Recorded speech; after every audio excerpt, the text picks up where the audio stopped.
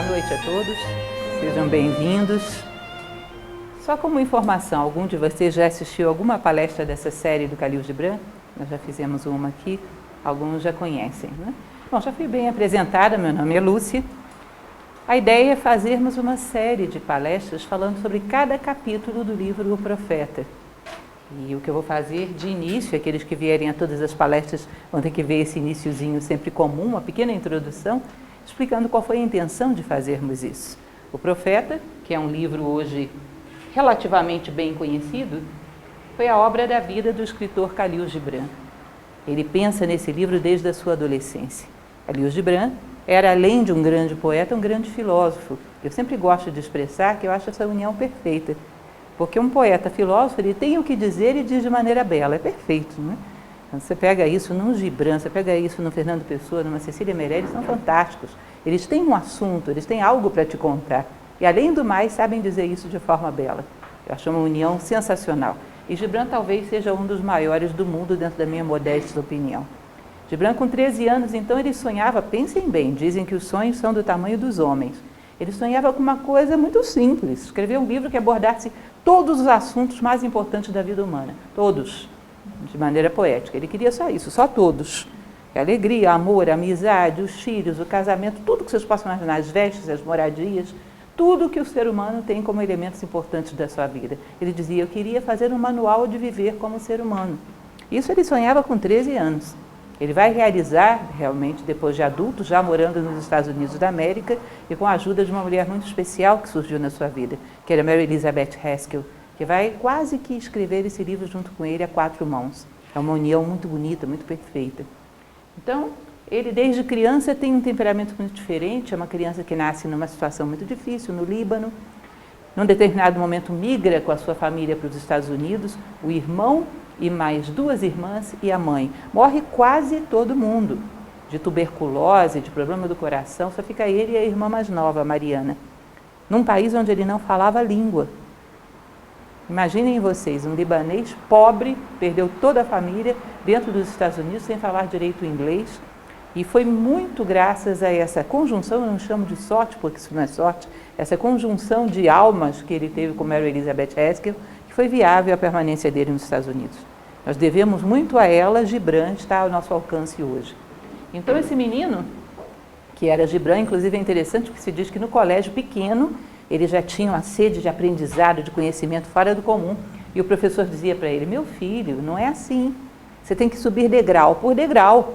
Aí diz que ele, com seus 10 anos de idade, virou para o professor e disse, professor, as águias não sobem degraus. Imaginem o que era um espírito realmente de águia. As águias não sobem degraus. Ele era uma figura fantástica, sem sombra de dúvidas. E esse homem, então, ele vai para os Estados Unidos e aí ele desenvolve uma obra que não era simplesmente literatura, ele era também pintor.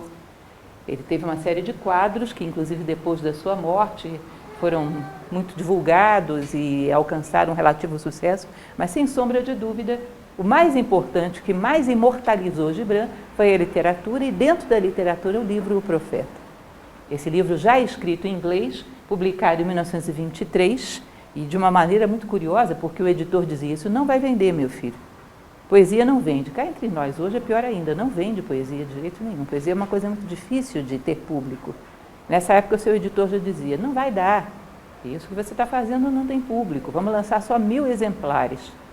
E hoje é um dos livros que tem maior quantidade de edições no mundo. Ele já foi lançado em 40 idiomas. Desde 1923 até hoje, o Profeta não para de ser publicado no mundo inteiro. Ou seja, ainda bem que esse editor estava errado.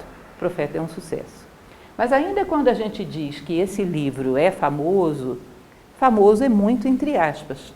Porque não é incomum você perguntar para uma pessoa, você conhece Gibran? Ela te dizer, nunca ouviu falar. Ou ouvi falar, mas não sei nem o que ele é, o que ele faz. Então, a ideia é que a gente não só divulgue um pouco melhor Gibran, como também ajude a entendê-lo. Vocês consideram que ele tem uma peculiaridade, que eu falei que é muito boa. Ele é filósofo e é poeta. Mas isso dá uma certa dificuldade, porque para você entender, às vezes, o que ele faz, você tem que ter alguma coisa de poesia. Tem momentos da obra de Gibran que nós vamos ver, tem certas frases que eu vou falar para vocês. Se não tivéssemos a filosofia, o que é que você entenderia disso? Tem frases dele que são absolutamente enigmáticas. Então eu vejo, mesmo dentre as pessoas que gostam, às vezes não entenderem tão bem. A intenção desse ciclo é a gente pegar Gibran, transformar de 2 dimensões em 3 dimensões. Gibran 3D. Aliás, agora parece que vai sair um filme tratando do profeta, né? Espero que esteja à altura do livro, porque é realmente uma obra-prima, daquelas que você não pode deixar de ter na cabeceira, que trata sobre tudo o que você possa imaginar. Maneira de criar os filhos, o matrimônio, a maneira de se relacionar, a convivência, a conversa, como viver, como tratar a sua habitação, como se vestir, tudo que vocês possam imaginar. Cada capítulo é muito pequeno, é em torno de 1,5 páginas, 2 páginas, e 1,5 páginas, 2 páginas ele pretende resumir, por exemplo, o que é o amor, o que é a amizade, e faz bem feito. Agora, sabe o que acontece quando uma pessoa é tão sintético assim? Se você se distrai e perde 3 palavras, você perdeu o fio da meada. E nós somos muito dispersos. De vez em quando a gente desdobra da leitura e vai pensar na conta do supermercado. Acabou, você volta, você já não se acha mais. Então, às vezes, para o homem moderno, Gibran apresenta algumas dificuldades. Ele exige atenção concentrada, porque para dizer tanto em tão pouco espaço, não pode perder palavra nenhuma. Você se perde, não acompanha mais. A ideia é a gente mastigar um pouco Gibran. Cada palestra dessa vai ser um único capítulo. Capítulos que eu acho que o maior deles são 2,5 páginas, que é sobre o trabalho. Eles são muito pequenos. E nós vamos ver todo o poema e vamos comentando frase por frase. Então, basicamente, o profeta é um mito, isso é algo importante de dizer, a gente vai ter que explicar um pouquinho isso em toda a palestra. O que significa ser um mito? Significa que aquela história que está sendo contada ali, ela não está acontecendo fora, de fato ela está acontecendo dentro do homem. É um diálogo do homem com todos os elementos de consciência que ele reuniu ao longo da sua vida. Basicamente a história é o seguinte, um homem chamado Al-Mustafa, que é o profeta do título, um sábio. Al-Mustafa, que era um sábio, vivia numa ilha e resolve em um determinado momento, por compaixão, ir até a cidade de Orfalese, porque essa cidade de Orfalese as pessoas estavam muito mergulhadas na ignorância, e ele se dispõe a morar lá durante algum tempo e ensinar alguma coisa para as pessoas. Mas acontece que quando pessoas estão mergulhadas na ignorância, evidentemente não estão preparadas para reconhecer sábios. E ninguém o reconhece. E não dão atenção nenhuma para ele, o tratam como se ele fosse um indigente, um mendigo. E ele passa 12 anos nessa cidade, sem conseguir ensinar nada para ninguém. Passado o 12º ano, quando ele está no alto de uma colina, olhando o horizonte, ele vê vindo um barco que vinha da sua ilha. Ele diz, ótimo, vou voltar para casa. Não consegui transmitir o que eu queria transmitir aqui, já fiz a minha parte, agora vou voltar para casa. Porque ele desce dessa montanha para tomar esse barco e voltar para casa, aí os habitantes de Orfalese chegam à conclusão que tinham cometido um grande desperdício. Porque passaram 12 anos convivendo com o sábio e não aprenderam nada com ele. Isso é um elemento que sempre gosto de reiterar, que é muito importante. É a teoria do contraste. Diz que no contraste nasce a consciência. Sempre uso esse exemplo porque é importante vocês entenderem. Se a gente pega, por exemplo, uma caneta como essa, que é sempre a minha vítima, para dar esse exemplo. O cinza termina aqui, aqui começa o azul. Se o universo inteiro fosse azul, você não reconheceria o azul. No contraste, você reconhece os dois. Entre o silêncio e o som, você reconhece o silêncio e o som. Se o universo soasse o tempo todo uma única nota, você não a perceberia. Você percebe o valor das coisas que tem quando perde. Você percebe o valor da vida, às vezes, só diante da morte. Ou seja, no contraste nasce a consciência. Quando estão para perder Al-Mustafa, as pessoas dizem, peraí, não, ele não pode ir embora. A gente não aprendeu nada, não usufruiu da presença dele. Aí o cercam e começam a fazer perguntas. Cada pergunta é um assunto como, por exemplo, o amor, a amizade, e cada um desses vai dar um capítulo. Então, os capítulos do livro são respostas dele às perguntas que fazem. Depois ele entra num barco e vai embora. Por que eu digo que isso é um mito? Esse ciclo de 12 anos que ele passa em Orfalese, normalmente o 12 é um número sagrado, está associado ao zodíaco, é um ciclo de vida do ser humano. Não é à toa que esse número está presente nos apóstolos, nos cavaleiros da tábua redonda, no zodíaco. O 12 diz que é uma zona de experiência do ser humano. Que o ser humano passa por essas 12 zonas de experiência, fecha a circunferência das experiências humanas. Quando você fecha uma circunferência, você pode fazer a pergunta fundamental: aonde surge a circunferência? Uma circunferência não nasce em nenhum dos seus pontos, ela nasce no centro, que é invisível aos olhos, mas é de onde ela nasce, inclusive geometricamente se diz isso. Uma circunferência é um conjunto de pontos equidistante de um centro. Se não tem centro, não tem circunferência. Então, quando o homem realiza todas as suas experiências humanas, as entende, as acumula na consciência, ele pode perguntar: qual é o meu centro? Quem sou eu? Qual é a minha identidade? Ele acha esse centro, essa essência, chega à sabedoria. Os celtas costumavam dizer que o homem vai girando e formando um cone, até chegar àquele ápice, onde ele coloca uma estrela de 5 pontas, que representa o 5º elemento, o espírito, que reina sobre os 4, que é o corpo físico, a energia, as emoções e a mente. O momento que a consciência humana desperta. Isso lembra vocês alguma coisa? Um cone com uma estrela de 5 pontas em cima? Está chegando perto aí de uma data onde a gente costuma ver isso, né? Muitas das nossas tradições natalinas vêm do mundo celta. Então é interessante, apenas para que vocês tenham uma ideia, na verdade esse homem viveu todo um ciclo de vida, acumulou muita sabedoria e agora ele faz uma síntese. Todos os elementos de consciência de tudo que vive dentro dele, porque um mito é assim, Aristóteles fala sobre isso inclusive. No mito não existem vários personagens, é só você, conversando com todos os elementos que vivem dentro de você. Jung, inclusive, dizia que os mitos são muito parecidos com os sonhos, sabiam disso? Os sonhos, a estrutura onírica do homem tem todo um esqueleto mítico. Não tem muita gente no teu sonho, é só você. É a tua consciência conversando com várias coisas que existem dentro de você. Uma coisa que te causa repulsa pode ser um instinto, pode ser um vício. Uma pessoa que você admira muito pode ser o teu próprio eu superior, a tua própria essência espiritual tentando conversar com você. Ou seja, é todo um diálogo interno. O mito retrata um diálogo interno do homem projetado do lado de fora para que ele veja. Se eu não vejo a minha preguiça dentro, ela é projetada fora no personagem. Se eu não vejo a minha sensualidade dentro, ela é projetada fora no personagem. E assim também as minhas virtudes. O mito é um reflexo externo do que acontece dentro do homem. Então, na verdade, o profeta é uma síntese da sabedoria que um homem reuniu ao longo de toda a sua vida, num diálogo que ele trava consigo mesmo. Tanto que vocês vão ver naquela telinha do início que eu coloquei para vocês, que eu não fiz muita questão de ler, acho que vamos ler agora, esse é um trecho que ele fala quando entra no barco, que vai voltar para casa. Terminou de responder todas as perguntas, entra no barco, vai voltar para casa. Ele diz isso: fica sabendo, portanto, que hei de voltar do silêncio maior. Não esqueças que voltarei para ti. Um pouco de tempo, um momento de repouso sobre o vento, e uma outra mulher me dará a luz. Ele acreditava na teoria da reencarnação, não vou entrar aqui no mérito disso, porque não é o caso, mas o que ele está dizendo para a cidade de Orfalese? Um dia uma outra mulher me dará a luz e eu voltarei aqui. Você percebe que é a história da vida de um ser humano. Aqui ele deixa claro que se trata de um mito. Né? Outra curiosidade que é interessante é que sempre, nós vamos hoje falar sobre o tempo, a pessoa que pergunta, obviamente, tem a ver com o teor daquilo que é perguntado, que é aquela pessoa que mais teria condições de ter curiosidade sobre aquilo. Como ele pretende criar um mito, uma estrutura mítica, nada está ali por acaso, tudo tem um sentido e tudo tem algo para ensinar. Isso não quer dizer que eu vou conseguir decodificar tudo, quem sou eu, mas dentro do que é possível, a gente vai tentar interpretar as entrelinhas de tudo que ele diz. Eu sempre coloco algumas ideias antes de começar, mas então hoje vamos tratar sobre o tempo.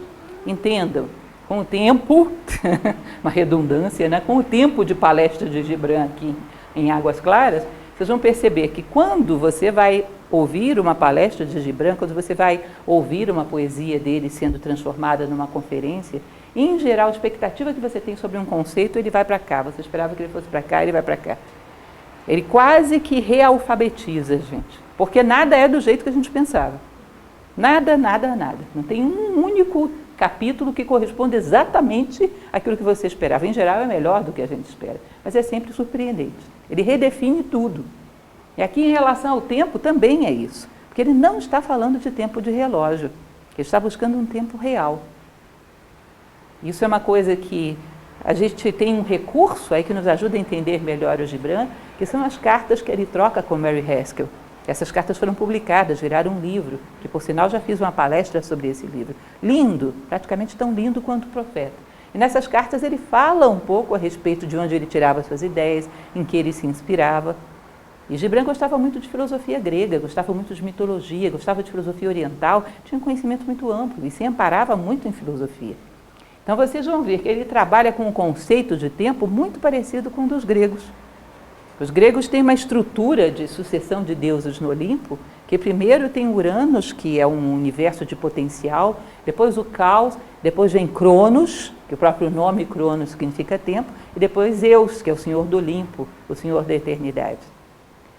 Se eu fosse perguntar para vocês, a humanidade em geral, a média da humanidade do nosso tempo, Ela está vivendo no caos primordial, em Cronos ou em Zeus, que representa a eternidade? Por que você acha que é no caos? Por quê? Alguém tem alguma ideia e gostaria de compartilhar? Ela tem razão, a gente estaria vivendo no caos. Sabe por quê?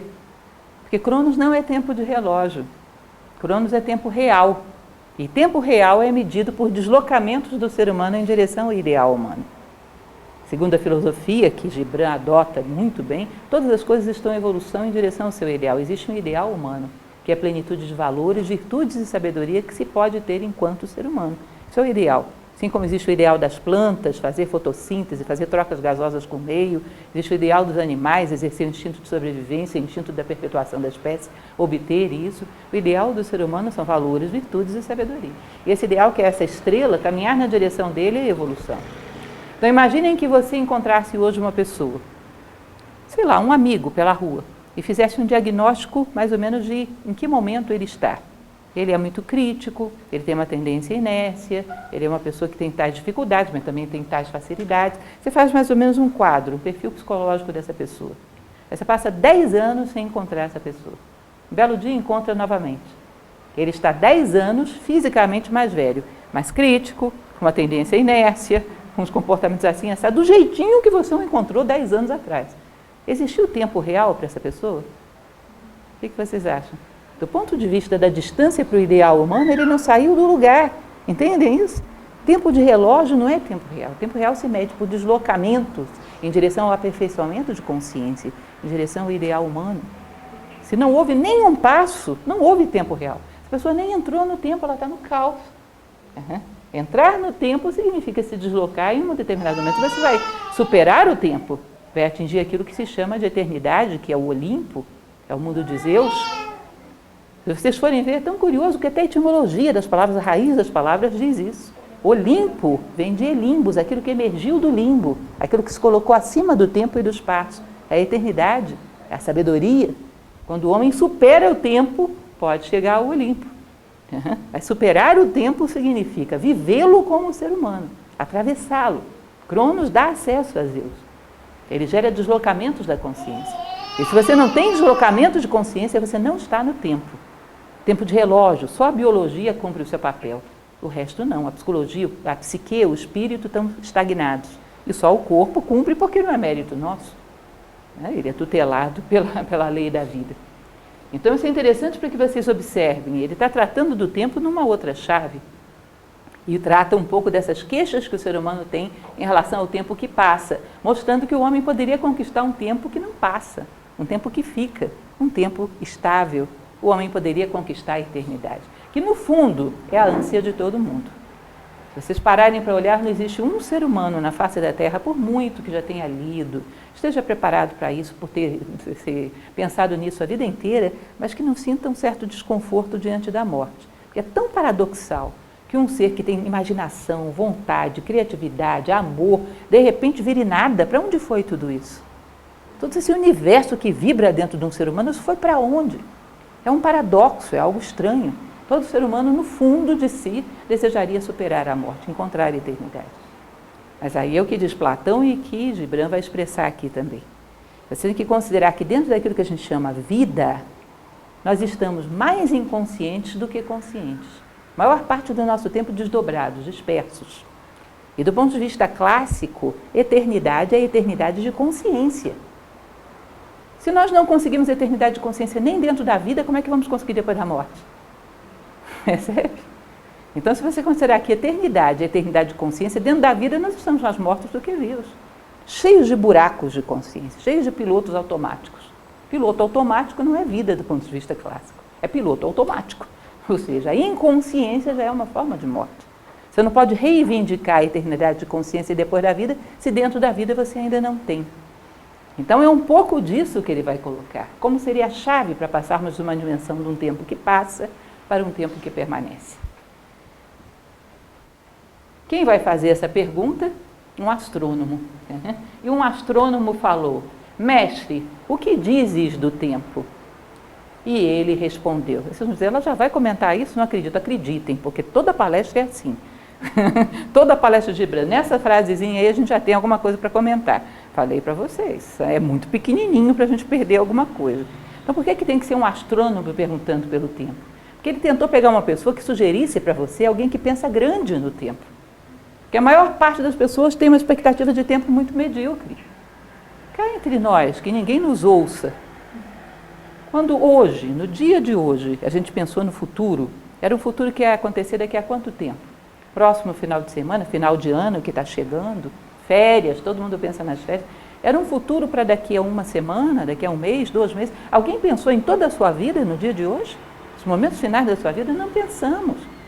Sabe por que nos afogamos num copo d'água? Porque, em geral, somos do tamanho dele. Pensamos muito pequeno no tempo.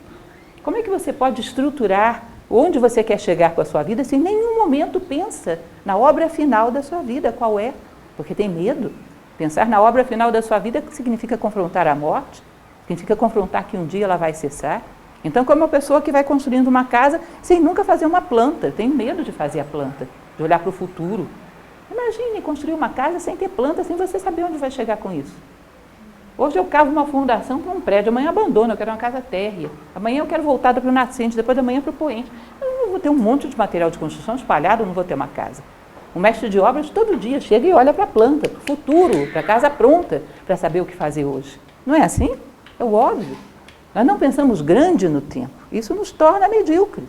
Com projetos pequenininhos, do tamanho de uma semana, do tamanho de um ano, quando muito. Nunca do tamanho de uma vida. Então ele tenta imaginar um homem que poderia perguntá-lo sobre o tempo de uma maneira mais ampla, um homem que não está olhando para as coisas pequenas da sobrevivência, um homem que está olhando para as estrelas e tenta entender o mistério do tempo, ou seja, alguém que pensa grande, porque esse teria condições de talvez entendê-lo. Então é perfeito um astrônomo, tentando entender o tempo como uma dimensão universal, além da mera sobrevivência. E ele vai explicar. Gostarias de medir o tempo, o ilimitado e o incomensurável. Ou seja, vocês gostariam de medir aquilo que não tem medidas. Porque o verdadeiro tempo que você está buscando não é esse tempo do dia a dia, porque esse você sabe o que é. Esse, por definição, são 24 horas, cada hora com 60 minutos, cada hora com 60 segundos, todo mundo sabe. Agora, como as coisas podem passar, como as coisas podem deixar de ser, como é que a gente pode deter o tempo? Isso você está falando de uma outra dimensão de tempo, e esse não tem como medir. Não dá para medir, e não tem medida, esse existe. Mas nós teríamos que atingir uma outra forma de avaliar o mundo que não através de uma régua, porque ele não é físico, não é mensurável. Gostarias de ajustar vosso comportamento e mesmo de reger o curso de vossas almas de acordo com as horas e as estações. Então, da mesma maneira que o corpo se adequa às horas e às estações, se está de dia, a gente está ativo, se está de noite, a gente está com sono. Se está na primavera, verão, a gente tem muita energia, no outono e inverno a gente tende a ficar um pouco mais sonolento, um pouco mais cansado. Da mesma maneira que o corpo se adequa à natureza física da Terra, nós queremos adequar também a nossa alma, nossa psique, o nosso eu espiritual. E não sabemos que cada dimensão tem a sua própria equação de tempo, e você não pode fazer isso. Existe, inclusive, uma teoria que eu acho muito interessante que diz o seguinte: existe em nós uma vida física que é assim, não preciso explicar, né? Quanto mais a gente vive, menos energia tem, mais cansado fica, mais as funções corporais vão perdendo a sua eficácia. Esses dias eu estava percebendo algo que eu achei engraçado, compartilho com vocês a minha perplexidade. Estava percebendo que eu já não sinto o gosto das coisas tão intenso quanto sentia no passado. Comecei a achar, tudo está mudando de gosto. Eu cheguei à conclusão que isso não é possível, eu é que não estou sentindo gosto das coisas direito. E fui renovar a carteira de motorista, já não vejo com tanta nitidez. Tá? Ou seja, os sentidos começam a amortecer, a energia corporal. A gente vê uma criança correndo dentro de casa, só de você olhar para ela, às vezes você fica cansado, porque é uma coisa absurda. Uma explosão de energia aqui no início, né? No final, evidentemente, essa energia vai ficando mais racionada. Ou seja, a vida física ou biológica, à medida que ela avança, ela decai em termos das suas qualidades, vitalidade, energia. Agora, existe dentro do homem uma outra vida, que é uma vida metafísica, ou espiritual e psíquica, que são esses planos sutis, que ela poderia seguir, ela deveria seguir uma trajetória totalmente oposta. Quanto mais você vive, mais você sabe. E, portanto, mais isso te dá imaginação, maturidade, capacidade de resposta à vida, energia, porque dá energia também. Sabedoria dá energia, dá motivação, dá garra. Um homem que sabe pelo que vive, que tem boas ideias, que quer fazer uma grande obra pelo mundo, se transforma em capacidade de criação, de movimento. Quando a gente vê aqueles filmes antigos da Sessão da Tarde da Rede Globo, vocês já devem ter visto, que tinha aqueles mestres daqueles mosteiros de artes marciais, velhinhos, que os discípulos, todos jovenzinhos, nenhum conseguia bater nele. A gente diz, isso é mentira. Disse que não era assim, que era verdade mesmo. Que era uma tal capacidade de concentração, de atenção, de ver detalhes, que isso contrabalançava a energia física dos discípulos abobados, que não sabiam como usar essa energia. Tá? Era uma precisão de movimentos que um garoto de 20 anos não podia com eles. Então, a energia metafísica compensa com vantagens a física. Se quanto mais você vive, mais sábio se torna, isso te dá habilidade para lidar com as circunstâncias, porque compensa a perda de energia física. Agora, se a gente só segue o ciclo biológico, que é o tempo de relógio, a vida fica assim, ó. Aí é complicado, né? Aí é triste. Se crescemos e não amadurecemos, crescemos por fora e não crescemos por dentro, a vida fica assim. Aí esse desprezo e esse demérito que se tem para a velhice no nosso momento histórico, que já não tem mais nada que contrabalance, que compense. Ele está dizendo, você está querendo medir a idade da sua alma pela idade do seu corpo? É o contrário. Quanto mais o corpo amadurece, mais a alma tinha que estar jovem, vitalizada, cheia de energia, cheia de ideias, profunda, com capacidade de ação. Vocês vão ver que é uma coisa curiosa, porque em Roma, por exemplo, quando os bárbaros invadiam, a primeira preocupação que eles tinham era de tirar os anciãos, porque era o patrimônio da sociedade, tinha que proteger. A instituição política mais antiga que tem, que é o Senado, vem de senes, senil, não era pejorativo, era um elogio. Aí está o patrimônio, está a cultura, está a história dessa civilização, a gente tem que proteger. Imagina no nosso momento histórico se alguém ia pensar numa coisa dessas. Ou seja, as idades avançadas se tornaram quase que um peso na nossa mentalidade atual. Por quê? Porque nós não sabemos mais considerar a vida de maneira correta, não sabemos mais como usar o tempo de maneira correta. Então ele diz, não mede o tempo do teu corpo pelo tempo da tua alma. O tempo da tua alma pode ser sempre ascendente, não usa o mesmo relógio. Embora o teu corpo esteja em pleno inverno, a tua alma pode estar em pleno verão, permanentemente ativa, permanentemente cheia de ideias. Ela não precisa seguir os ciclos do corpo porque ela não é da mesma dimensão. Você tem que aprender a entrar na dimensão da sua alma. No Egito, quando morria uma pessoa, eles colocavam um monte de estatuezinhas dentro do túmulo, não sei se vocês já viram, pequenininhas, que chamavam de ushabites, eram os aceleradores. É para acelerar a consciência da pessoa para que ela se adapte a outro plano, a outro tempo de vibrações mais sutis, um plano mais sutil, o plano da alma. Os aceleradores para transplantar a consciência dessa pessoa para outro plano. Por quê? Porque o tempo em cada plano tem uma dinâmica própria. O tempo no plano da alma não envelhece no sentido de tirar atributos, ele dá atributos, enquanto no corpo tira. Cada dimensão tem a sua lógica própria. Então a gente quer medir a alma pelo corpo. E não é bem assim, né? Do tempo, gostarias de fazer um rio, na margem do qual vos sentaríeis para observar correr as águas. Então é muito interessante quando a gente olha, a lógica comum ele está tratando, né? Quando a gente olha, nem sempre é tão interessante, mas a gente pode até achar curioso ver como passam as modas, como passam os costumes, mas ninguém gosta de olhar no espelho e ver como passamos nós. A gente queria estar à margem desse processo, né? O tempo pode passar, mas que não me atinja, que eu me coloque à margem desse processo, que ele não chegue a me tocar. Mas como você faria isso? Como se você se colocaria à margem do tempo, se tudo que você ama está dentro do rio do tempo, ele está levando tudo? A tendência não é você ir junto? Quais são as coisas que você mais ama na vida? Objetos que te são agradáveis, coisas que te dão conforto, prazeres, essas coisas passam, mudam, são transitórias. Existe alguma coisa do plano material que não deixe de existir, que não seja transitória? Se o rio leva tudo o que você ama, vai levar você junto. Porque queira ou não, diga o que disser, você vai estar sempre correndo na direção das coisas que você ama. Percebem isso? Não adianta teorizar e falar bonito. Se tudo que você ama é transitório, você é transitório. Você corre atrás das coisas que ama. Na tradição egípcia, tem um momento que ilustra bem esse exemplo de Gibran, que diz que quando o homem morria, ele era levado a um local, que era o Aduat, onde a deusa Maat tinha uma balança com 2 pratos. Ela colocava o coração do morto num prato e no outro ela colocava uma pluma que ela tinha na cabeça, colocava ali. Quando o coração do morto pesava menos do que a pluma de Maat, ele subia para o Amente, a terra de Amon. Quando pesava mais, ele voltava ao mundo. Por quê? Porque Maat era malvada? Não. Imaginem vocês o que um homem pode amar para pesar menos do que uma pluma. Se ele ama a fraternidade, a justiça, a bondade, essas coisas não têm peso. Ele vai ao mundo onde essas coisas reinam. Mas se ele ama coisas, sensações, prazeres, objetos, isso pesa. Ele vai ter que ir ao mundo onde essas coisas reinam. Imagina uma pessoa que ama objetos indo para a mente, que tédio.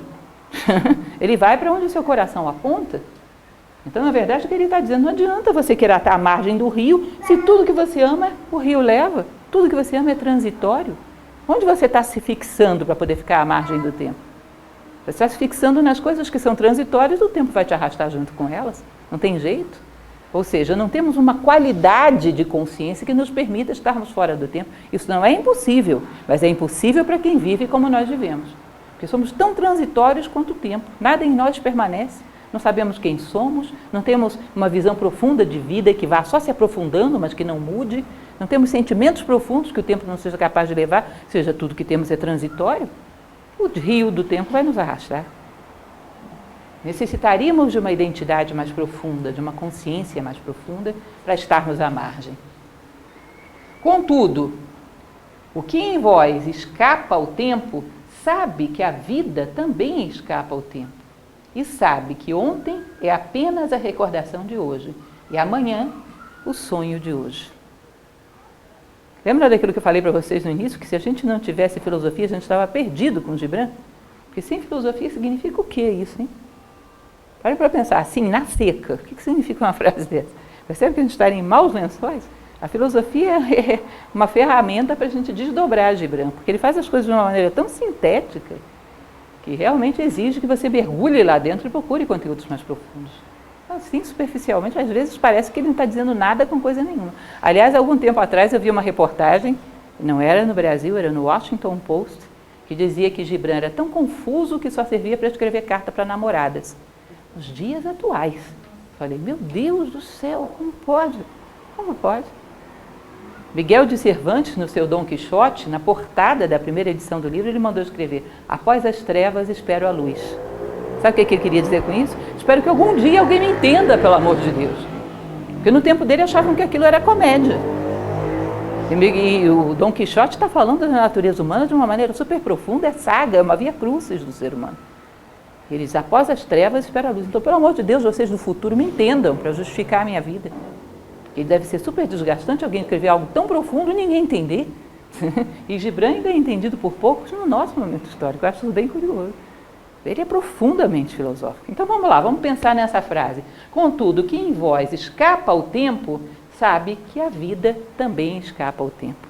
Então vocês sabem perfeitamente, quando eu pegar vocês num canto e perguntar quais foram os momentos da vida de vocês que mais lhes ensinou, que mais lhes permitiu crescer. Vocês vão me contar aqueles momentos que a consciência de vocês estava mais lúcida e que vocês conseguiram aprender e aquele fato gerou em vocês um crescimento, um amadurecimento. Esse fato não está no tempo. Você pode viver 1000 anos, você não vai perder isso. Ele é eterno, ele é um marco na tua vida, como se fosse o umbral de um novo degrau de consciência. Ou seja, aquilo que em nós está além do tempo, escapa ao tempo, e ele pode nos dizer que existem coisas além do tempo. Veja bem o que ele vai dizer. O que em vós escapa ao tempo, sabe que a vida também escapa ao tempo. Vida é sinônimo de tempo consciente. Então, os tempos conscientes que nós tivemos na nossa vida são momentos de eternidade no meio do tempo. Vocês conhecem alguma coisa que esteja viva e não tem algum grau de consciência? Um bichinho que está se mexendo ali na rua tem algum grau de consciência. A plantinha tem algum grau de consciência, se move com o vento, gera as suas sementes. Ou seja, tudo que está vivo tem algum grau de consciência. Vida é sinônimo de consciência. Os momentos mais conscientes que temos na nossa vida, o tempo não é capaz de roubar de nós. Já perceberam isso? Se vocês forem me contar, já foram feitas experiências nesse sentido, gente, de pegarem uma pessoa na faixa de 30, 40 anos e pedirem para ela contar tudo que ela se lembra da sua vida. Tudo. Essas entrevistas foram feitas com um grupo aproximadamente de 30 pessoas. As pessoas de memória mais excepcional levavam cerca de 4 a 5 horas para contar toda a sua vida. Em 30 anos, 4 ou 5 horas. Com todos os detalhes que elas lembravam. E o resto do tempo? Vocês percebem que caiu no buraco negro da inconsciência, do piloto automático, da mecanicidade? De 30 anos, 4 ou 5 horas. Foi o tempo que se eternizou, que não foi corroído pelo esquecimento. É só isso que é realmente teu. O resto do tempo já levou. Você está lutando para viver sempre, sendo que o tempo já levou a maior parte da sua vida. Você tem, de fato, se você tiver memória muito boa, 4 ou 5 horas. Mas essas 4 ou 5 horas foram vividas com uma intensidade de consciência que o tempo não conseguiu roubar de você. O rio do tempo não conseguiu arrastar. Isso foi realmente vida, o resto foi só sobrevivência. Vocês já devem ter ouvido falar daquela frase que diz que todos os homens morrem, mas nem todos os homens vivem. Alguns só sobrevivem. A sobrevivência, a rotina da sobrevivência, o tempo vai levar tudo. O que você tem de vida, isso é eterno. Isso ninguém te tira de você. E sabe que ontem é apenas a recordação de hoje e amanhã o sonho de ontem. Dizem os grandes sábios do passado que um momento que você fosse capaz de viver com intensidade, com consciência plena, ele te daria tanta informação que é como se tudo que você tem para aprender na vida tivesse contido em cada momento da sua vida. No Oriente eles chamavam isso de iluminação. Às vezes um mestre falava para o discípulo uma frase, já viram essas histórias? E a pessoa iluminava, porque com aquela frase ela conseguia juntar todas as peças do quebra-cabeça da sua vida. Acho que em cada momento existe uma fresta para a eternidade. Isso é lindo. Na prática a gente não sabe o que significa, né? Cada momento, se você tivesse de corpo e alma presente nele, ele teria detalhes, a vida é toda pedagógica, teria coisas para te ensinar que diriam o que você está fazendo no mundo, quem é você e onde você tem que chegar. Em cada instante do tempo existe uma fresta para a eternidade, onde ali estaria contido tudo que você veio fazer nessa vida. Vocês já devem ter ouvido falar daquela história zen que diz que tinha um homem que era excepcionalmente sábio, e aí um dia perguntaram, como é que o senhor faz para ser tão sábio assim? Ele diz, simples, quando eu estou descascando uma laranja, eu estou descascando uma laranja. 100% da minha consciência está na casca, na laranja e na faca. Eu compreendo que a vida é inteiramente pedagógica. E se eu estou vivendo aquilo é porque aquilo tem algo a me ensinar. Cada momento da vida é um mistério. E se eu mergulho ali dentro, eu saio com alguma coisa. Eu saio com algo que pode me transformar no ser humano melhor. Ou seja, em cada minuto, em cada instante, a vida está te transmitindo algo. A vida é inteiramente simbólica. O Bardo Todol, que é o livro de Betânia dos Mortos, diz que se houvesse um momento na nossa vida que não tivesse nada para nos ensinar, ele já teria sido tirado da nossa vida. Que a vida é inteiramente dotada de significado, não tem sobras. Um momento tem algo para te ensinar.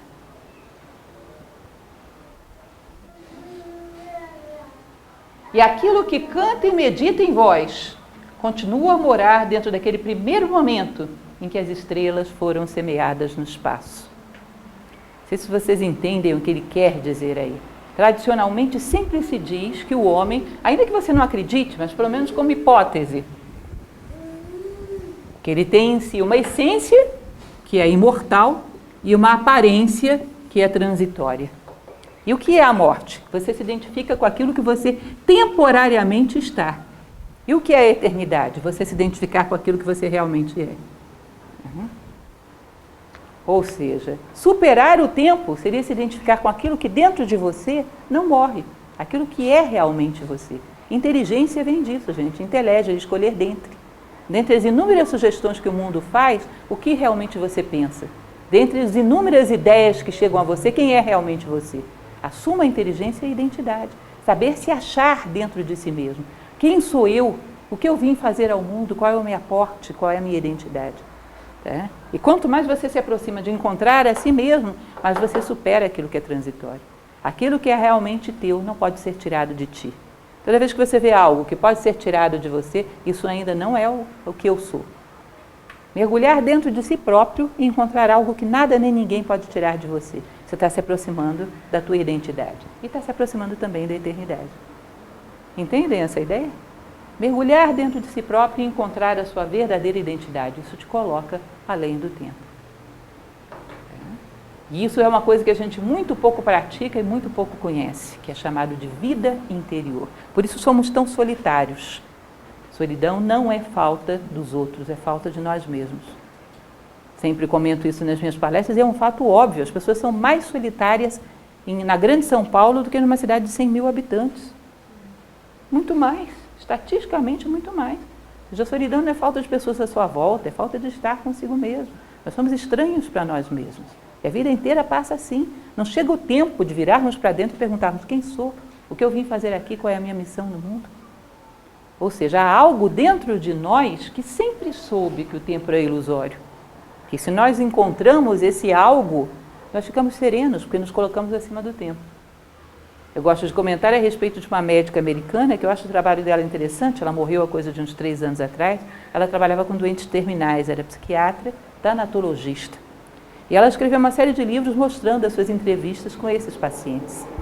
E ela dizia o seguinte, que quanto mais a pessoa é materialista, menor a chance de confrontar a morte consciente. Entre estados de coma, de inconsciência, de perda de lucidez, de loucura, de tudo. Porque tudo que ela se identificou, necessariamente ela vai perder. E aí a consciência fica sem base. Quando ela tem alguma vida interior, algum grau de espiritualidade real, não da boca para fora, real, ela é serena, ela confia que tem algo que nada nem ninguém pode tirar dela. E a consciência se assenta nisso. E ela é capaz de encarar a morte lúcida.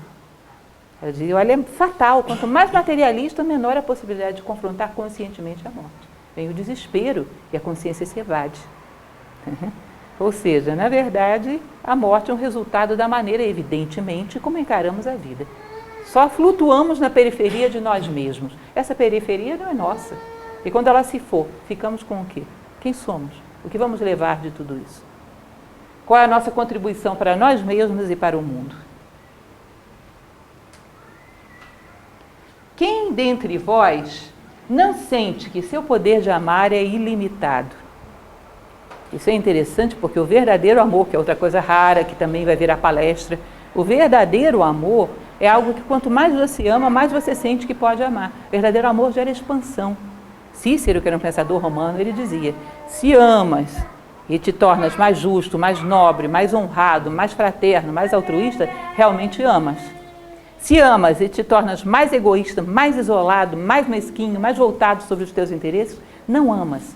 Nem ama ninguém que assim o faça. Aquele que se isola por causa de um amor, aquele que se torna mais egoísta por causa de amor, isso não é amor, isso é paixão. A característica do amor é a expansão. Se eu amo um ser humano, através desse ser humano eu amo um pouco mais a humanidade. Me torno melhor como ser humano. Me torno mais integrado à natureza, eu tenho mais respeito, eu tenho mais paciência, eu tenho mais compaixão. Através de um canal que o meu amor se expresse, ele se expande em todas as direções.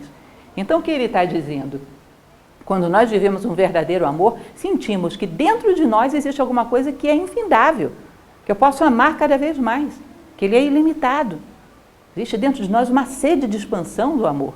Como pode um ser limitado e imortal ter dentro de si uma coisa ilimitada e imortal? Você percebe que basta sentir um sentimento desse, você teria certeza da imortalidade? Como pode uma coisa imortal estar dentro de um ser mortal? Uma coisa ilimitada estar dentro de um ser limitado?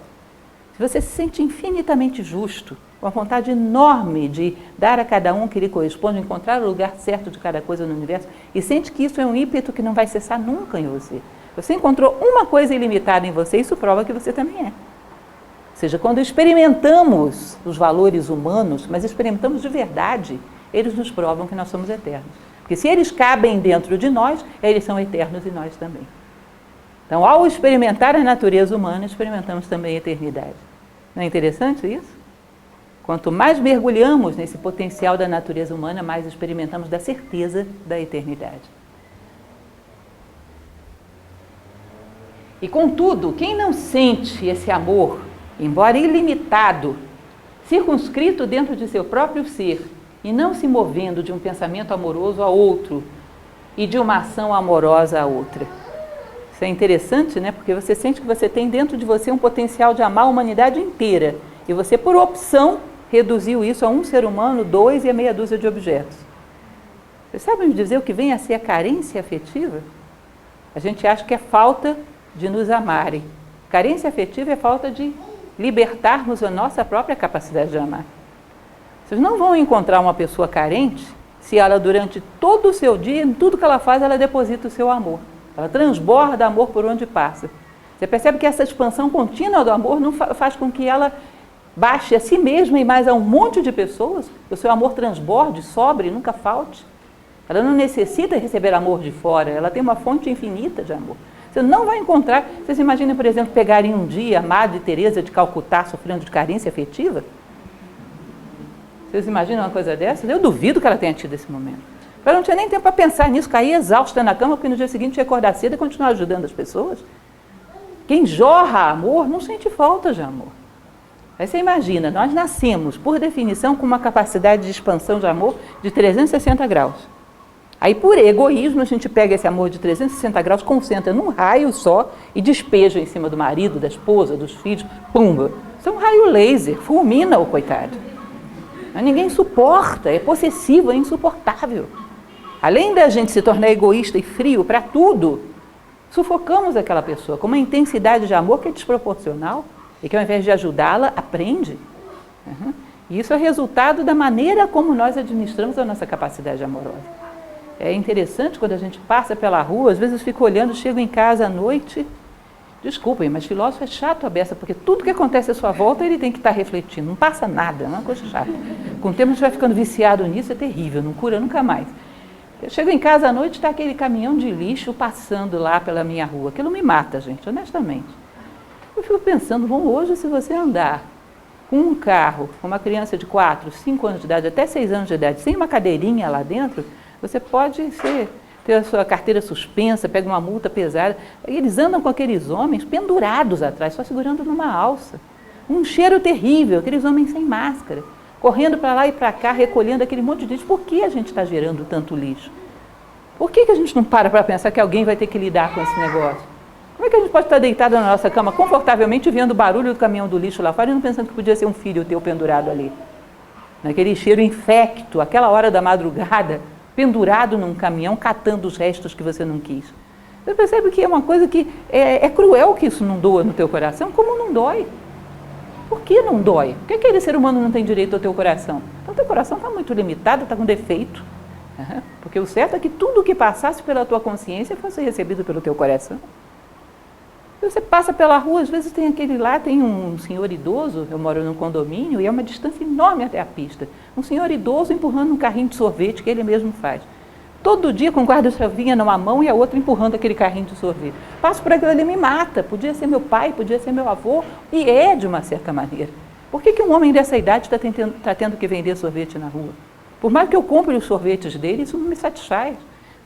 A vontade de poder fazer algo, e me esforço para isso, tentar ser um ser humano melhor, que permita as pessoas serem mais sensíveis, e um dia talvez gerar uma transformação no mundo através do exemplo, porque é insuportável, isso é problema nosso. Isso é problema nosso. E essa limitação, digamos, vocês vão dizer, mas se você vive dessa maneira, você sofre. É um sofrimento sagrado que não vai deixar você se deter. Você vai estar sempre se esforçando para ser melhor. Helena Blavatsky, que é uma filósofa do século XIX, muito interessante, ela diz, não deixa que seque a lágrima que corre do teu rosto, enquanto não secares a lágrima que corre do rosto do último dos mortais. Ou seja, comprometa-se com a dor humana, considere como problema teu, considere como tua família. Ah, vai ser desconfortável. Olha, conforto não é a melhor coisa do mundo. Consciência é a melhor coisa do mundo. É a mais humana. Não considerem conforto a coisa mais importante do mundo, porque conforto acomoda, mata a nossa alma. Mata o nosso sentimento humano, mata aquilo que temos de mais nobre. Então, essa percepção de que existem coisas ilimitadas diante de nós, por exemplo, um amor ilimitado, vai tornar muito difícil que você acredite que você é limitado.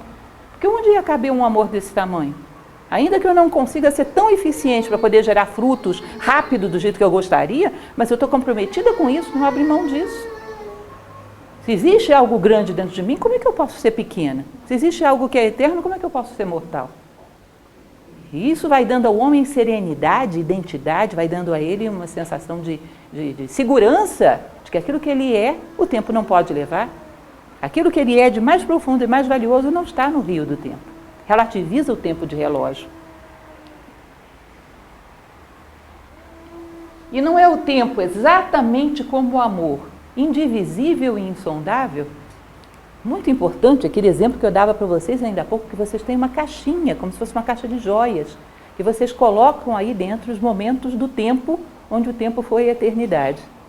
Esses momentos preciosos que você despertou é como se tivesse rasgado os véus da ilusão e você visto alguma coisa de Deus do outro lado, alguma coisa de realidade. Os momentos que tocou profundamente o teu coração e parece que você entendeu alguma coisa. Momentos muito simples, porque não acontecem coisas fantásticas na vida de pessoas como nós, acontecem coisas do nosso tamanho, mas suficientes para despertar a nossa consciência. Momentos de beleza, momentos de honra, momentos de profundidade, momentos de compreensão, às vezes coisas extremamente simples.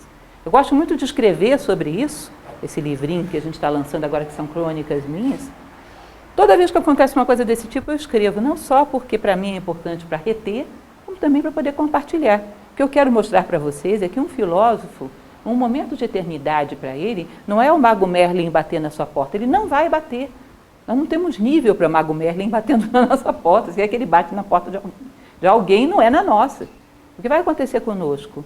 Um momento de um gesto bonito de uma pessoa, um momento da dor de um ser humano que você conseguiu aplacar um pouco, uma resposta que você encontrou para perdoar alguém, uma conciliação de uma angústia que você tinha, que agora você pode compartilhar, porque você já sabe como resolver aquilo, e portanto quem sofrer daquilo, você já tem uma resposta, uma coisinha pequena. Eu me recordo que a minha filha era muito pequena, devia ter uns 4 ou 5 anos, e perto da minha casa havia uma árvore, vocês já devem ter visto essas árvores, que as sementes elas são embrulhadas dentro de trouxinhas e tem como se fosse uma hélice em cima. É um mecanismo muito inteligente da natureza, porque leva as sementes para longe da planta-mãe. O vento sai levando e ela sai girando como se fosse um helicóptero, uma coisa linda aquilo. E ela era pequena e de repente deu uma lufada de vento e encheu o ar daquelas sementes girando.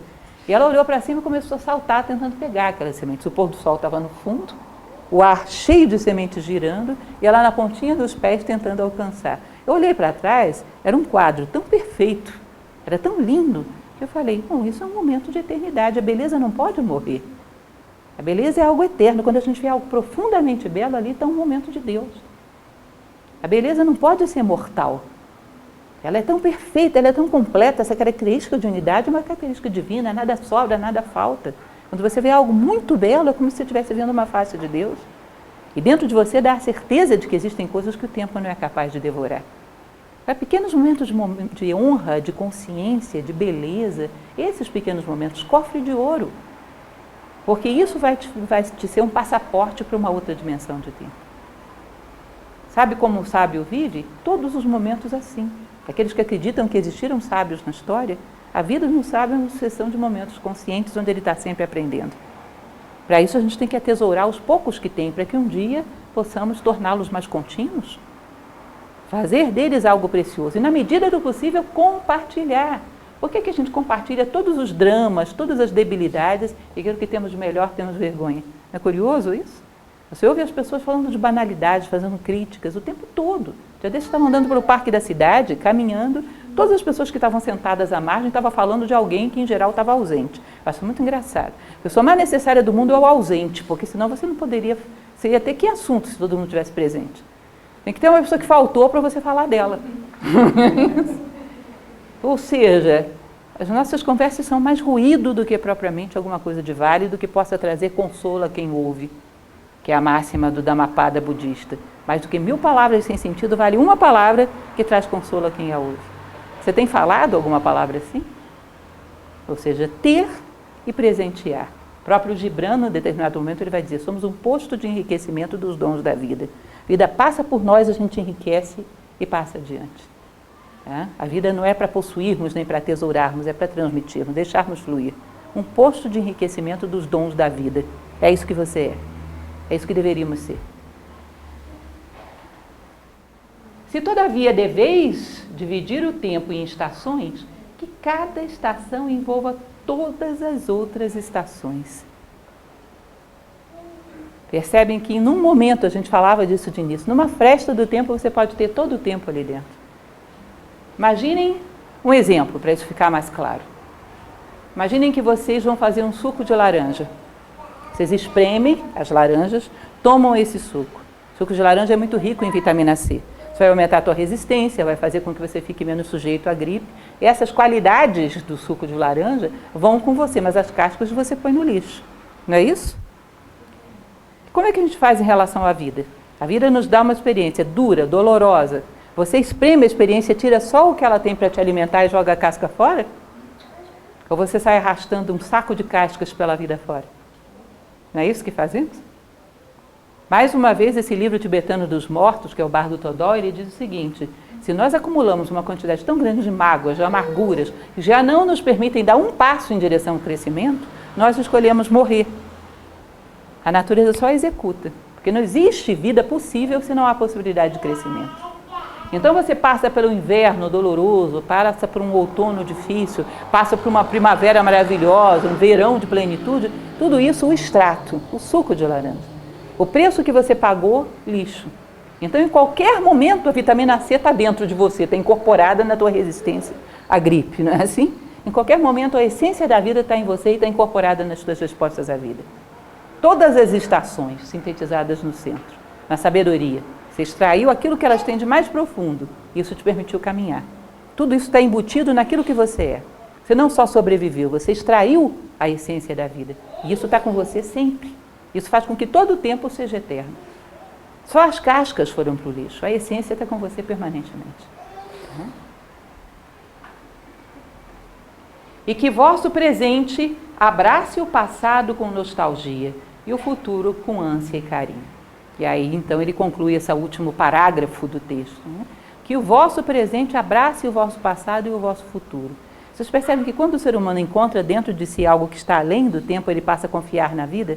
Ele perde a ansiedade, ele perde o medo. A ansiedade é o mal do nosso tempo, é um mal incurável. Porque nós consideramos que somos isso. Isso caminha para o abismo. Como uma pessoa pode não estar ansiosa caminhando para o abismo? Se ela não tem nada que vá sobreviver àquilo que está caminhando para o abismo, vamos e venhamos. Como alguém vai viver tranquilo e sereno assim? A partir do momento que você encontra algo que está além do tempo, você aceita as experiências que o tempo traz. Todas como necessárias, como boas. Você aceita o passado, o presente e o que o futuro trouxer. Vocês já assistiram um filme chamado Gladiador? Muito lindo, gosto bastante daquele filme. Vocês vão me perguntar o que tem aquilo a ver com a história. Tem uma cena que eu gosto muito, que aquele gladiador está no campo. Vocês lembram, ele era um general romano que foi tornado gladiador. E ele junto com vários gladiadores no campo, no meio da arena, e vem os soldados romanos saindo de trás de uma porta. Ele ouve os ruídos dos cavalos. Aí ele vira para os homens que estavam com ele, era um grande estrategista, né, um general, e diz: seja o que for que venha de trás daquela porta, se permanecermos unidos, sobreviveremos. Eu achei aquilo tão bonito, falei para vocês, filósofo é chato, tem que refletir sobre tudo. Seja o que for que venha de trás da porta do futuro, se eu permanecer coesa, íntegra, eu sobrevivo. Então eu não tenho medo. Eu tenho integridade, eu tenho algo que está acima do tempo. Seja o que for que esteja por trás da porta do futuro. Se eu permanecer fiel a mim mesmo, eu sobrevivo, eu me garanto. Diante de qualquer coisa que seja necessário que a vida traga para mim. Eu começo a achar que a vida é necessária, ela não é injusta. Ela traz as experiências que eu preciso viver, para que eu extraia o sumo dessa experiência e caminhe melhor. E não tenho mais medo, porque eu sei que seja lá o que vier, eu tenho algo que está acima. E que vai pairar acima de todas as circunstâncias e vai continuar caminhando.